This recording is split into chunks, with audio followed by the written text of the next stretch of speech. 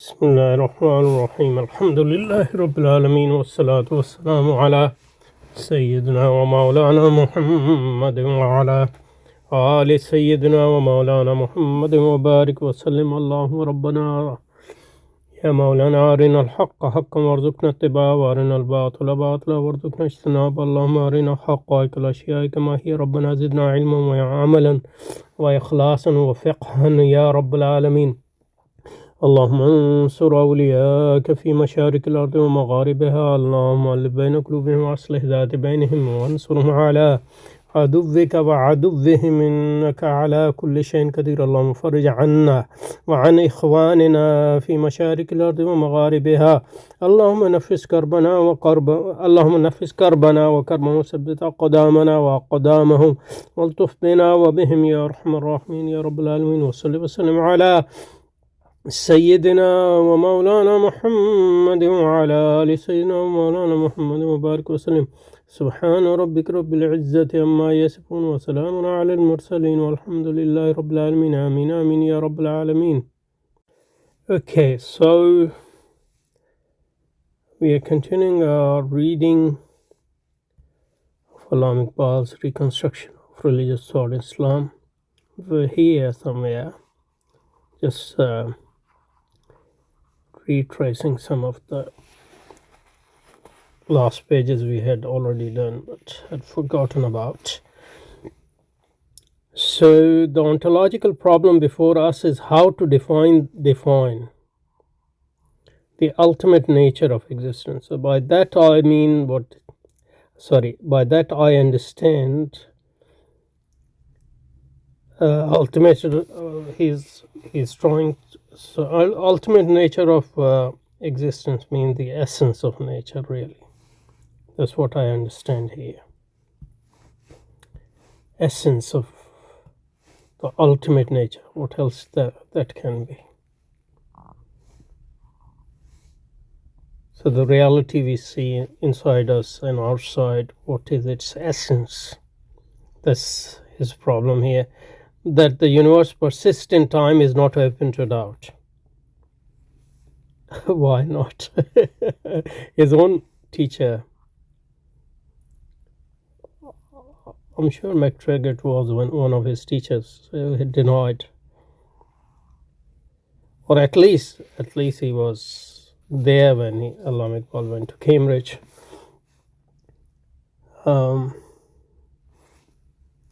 So how can he say that? And obviously he has discussed McTaggart even in Reconstruction. At least he refers to him somewhere, and in other writings.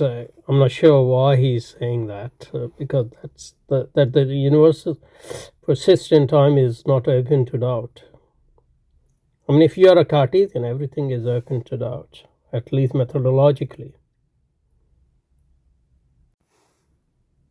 So that the universe persists in time is not open to doubt. Yet since it is external to us, that is the universe,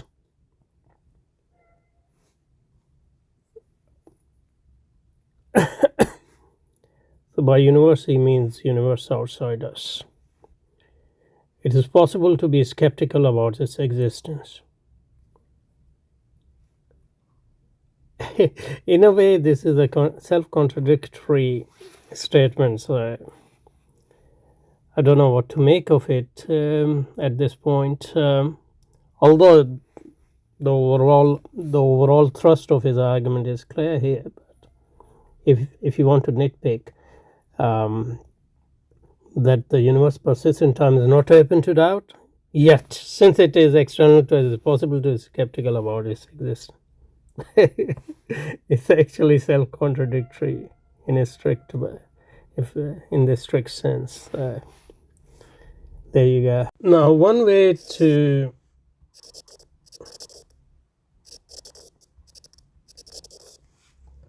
resolve this apparent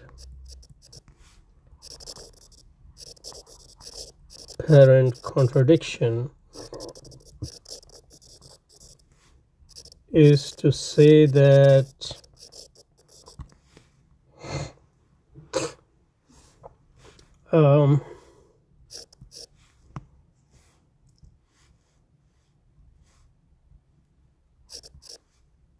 at the practical,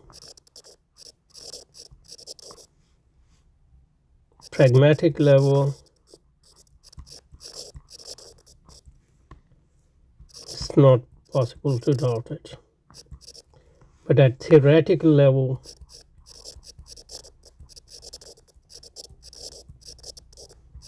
since Cartesian doubt is a methodological doubt, theoretical level you can always doubt.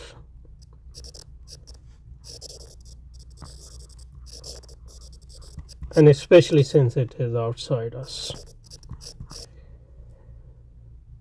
So that's one way of resolving this apparent contradiction, and which is understandable because, as we will see, these pages are one of his profound Cartesian moment, if you want to call it. So the next point, I think, is his Cartesian point. So yet, since it is external to us,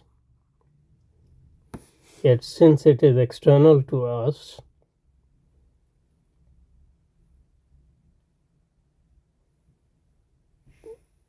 yet since it is external to us, it is possible to be skeptical about its existence.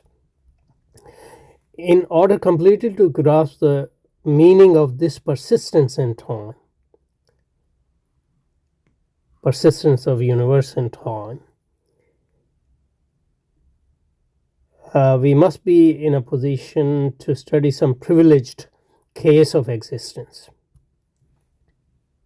which is absolutely unquestionable. So this is not amenable even to methodological or theoretical doubt, and gives us further assurance to direct vision of duration. Direct vision of duration. This is his Cartesian, Bergsonian intuitionism. Now, my perception of things that confront me is superficial and external. Confront me that those which are external. So that's a very Cartesian thing. Then there's no, obviously, reason for us non-Cartesian to believe in such an statement, especially after Heidegger and all that stuff being in the world. Now, my perception of things that can confront me is superficial and external, but my perception myself is internal, intimate, and profound.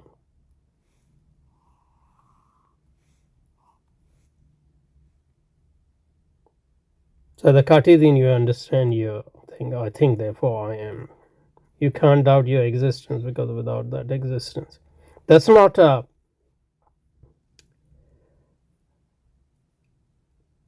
arguably it is not a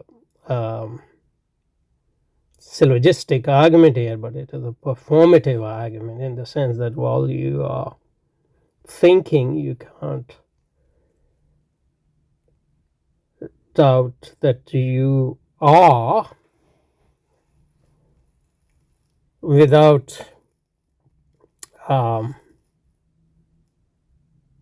involving in performative self-contradiction.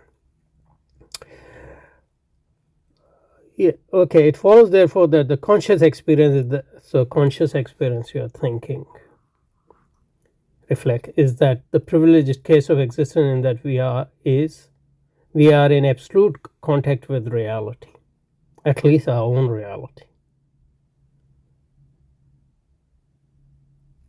So when I'm perceiving something,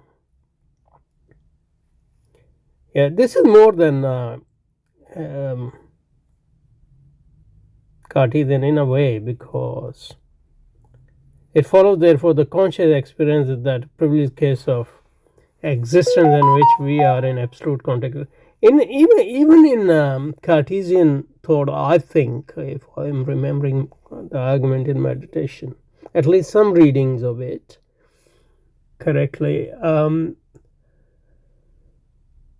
you can make an argument that even for Descartes, when you are self-conscious or when you are meditating or when you are perceiving, it's impossible to deny what you are perceiving or that you are perceiving in a way. But that doesn't mean that what you are perceiving actually exists, but what you can't deny that you are perceiving something and there's a perceiver. So still I think he's going a bit beyond Descartes here. Now my perception thing that contact me is superficial and external, but my perception, my own self, is internal or intimate and profound. Follows therefore that the conscious experience that is that privileged case of existence in which we are in absolute contact with reality. But this reality is phenomenological reality,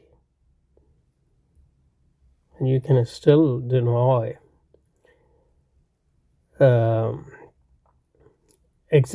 reality in itself. At least that would be the Cartesian, consistent Cartesian point of view.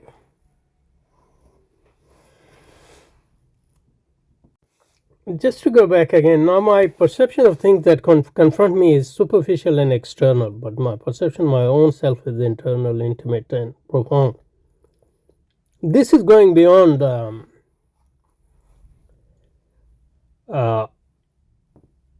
Descartes in a way, because for Descartes, my perception, my own self, is not internal, intimate, okay, but not profound in a sense that I do see myself, and that I can't deny my existence while I am questioning existence, at least in that performative state. And I do. It does reveal to me my own nature, which is mental. So, in that sense, it is profound, I guess.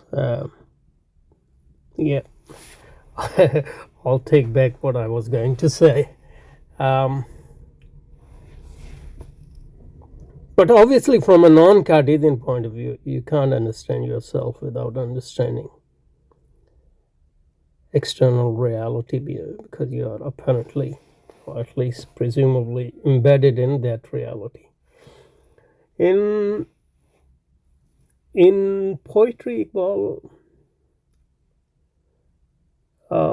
has the chira joi kira pichut kira chira what is it, kira joi chira dar pichutabi upedas tu zere niqabi.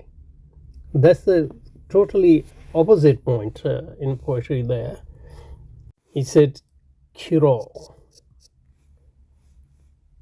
joi, who are you seeking? Chira dar pichutabi,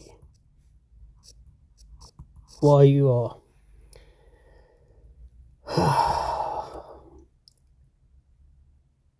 wondering. Upedas, he is obvious. The ultimate reality is actually obvious. Tu zere niqab, you are in hiding, you are in hijab. So that's there. The self is actually the least the self which is the least apparent to us, or the self is the word which is actually hidden from us, and everything else, what's ultimate reality, is just apparent, it's clear. So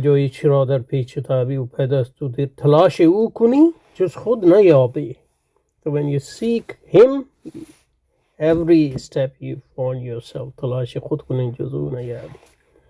So in there, I think there's a more complex case, but here his beings, at least if not fully Cartesian, semi-Cartesian.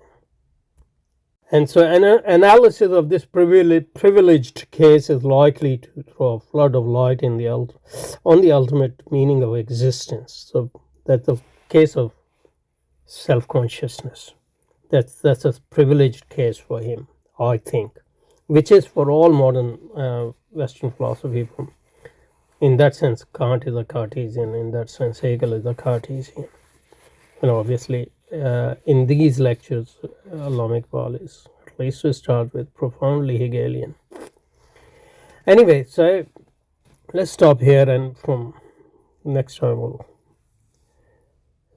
continue this discussion from here. سبحانك اللهم وبحمدك نشهد أن لا إله إلا أنت نستغفرك ونتوب إليك وصلي وسلم على سيدنا ومولانا محمد وعلى آل سيدنا ومولانا محمد وبارك وسلم. سبحان ربك رب العزة عما يصفون وسلام على المرسلين والحمد لله رب العالمين برحمتك يا أرحم الراحمين. آمين آمين يا رب العالمين.